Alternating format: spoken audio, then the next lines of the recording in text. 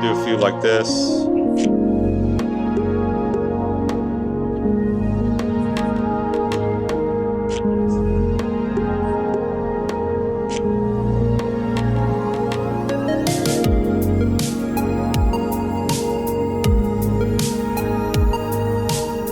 Alright, welcome to the channel. Today we're doing an LED, a mixed LED and flash shoot. It's mostly LED, but I did use a flash to illuminate the backdrop. I wanted it to be another color. So the RGB LEDs that I'm using are these Viltrox, and they come in a case.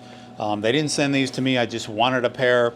I got the kind of the 2-foot variety here of the Viltrox K60. So let me put one of these down here. You know, they're not heavy, but they've got a little bit of weight to them. You know, they don't feel too cheap. I got some Ulanzi ones that were like $35 a piece, and you know, I love Ulanzi products, but not those. They were worth $35 each. These were a little bit more. I paid about $150 for them. I'll link the description. Now, they didn't originally come with these little units here. I bought one of these. They're 1/4 inch. They basically, you unscrew them and they can kind of pivot the light around.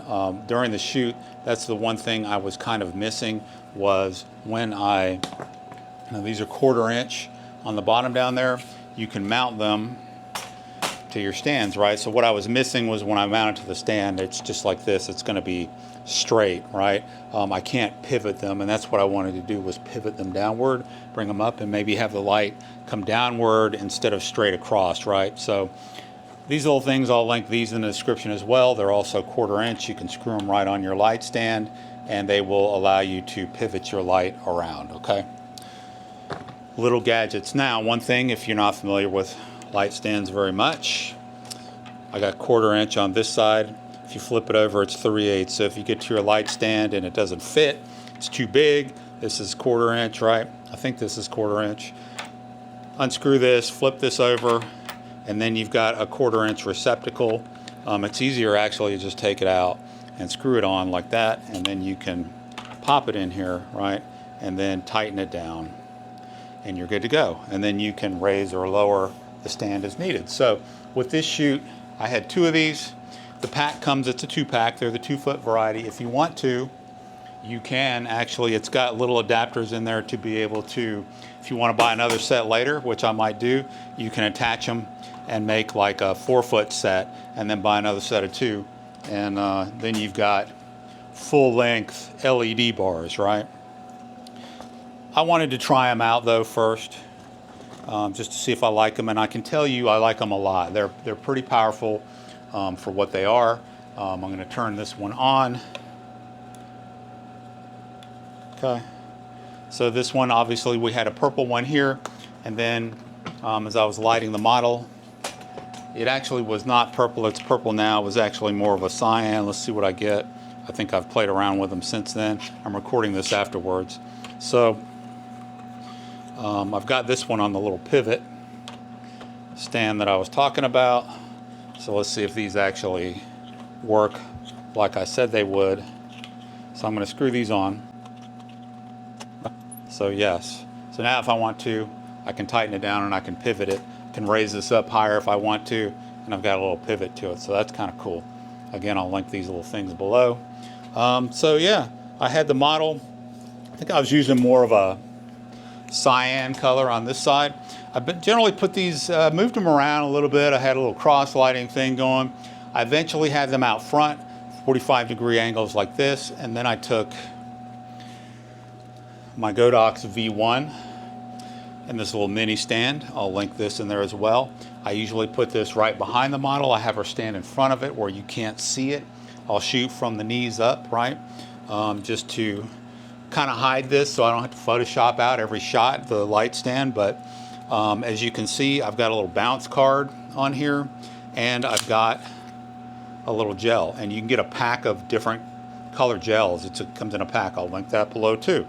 And I just set it in here like this. And then what I do is I turn this toward the backdrop, and this bounce card prevents the purple from spilling onto the back of the model. You might want the purple to spill onto the back of the model.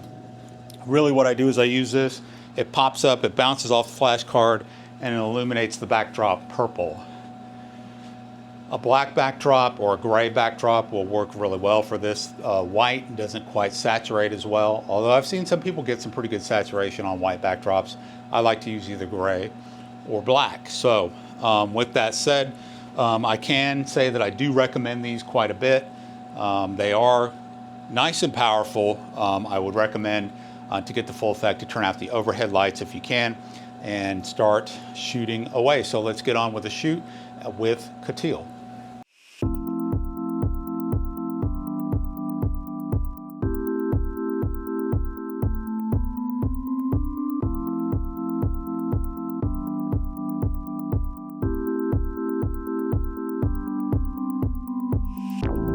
Do it without the backlight. Let's see what it looks like.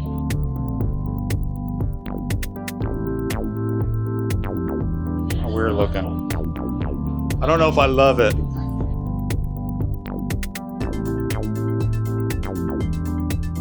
Let's see what that looks like. Yeah, that looks pretty good.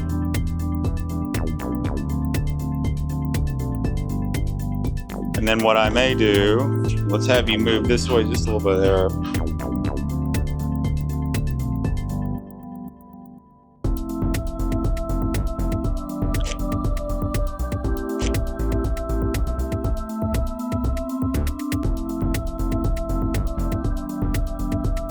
We'll do a few like this.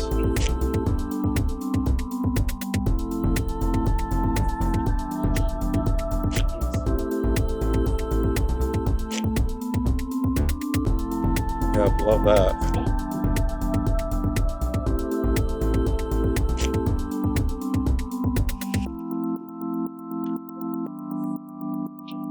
Love these poses, yes, love that. Good.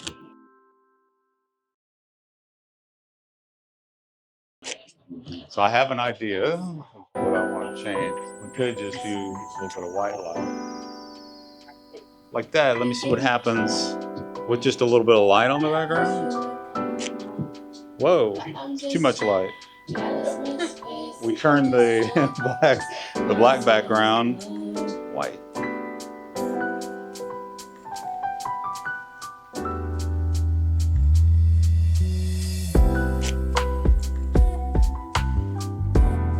Yeah, these are going to be nice.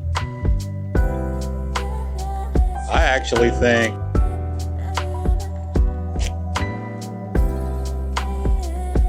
the white on white might be killer when we get to that. We'll see.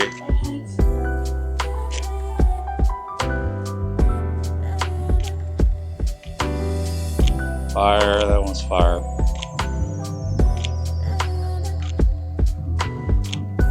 Oh man, the AC finally turned off. It caught up, huh? That was pretty.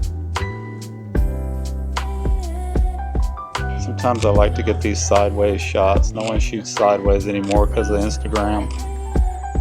Pretty.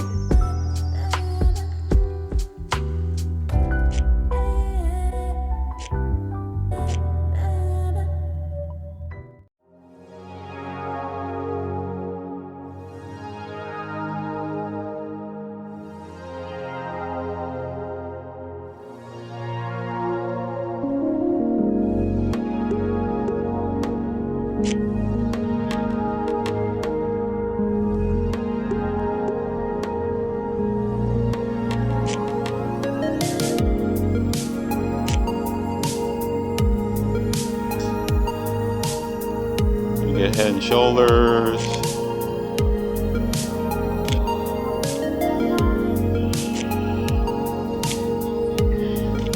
It's cool when we get a little reflection of the lights and the glasses. That's what we're getting now when you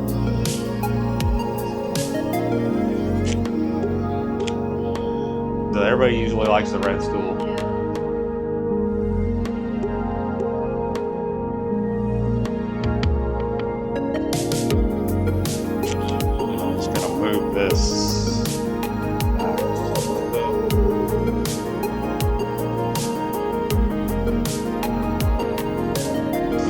Yeah, I love this. It's nice.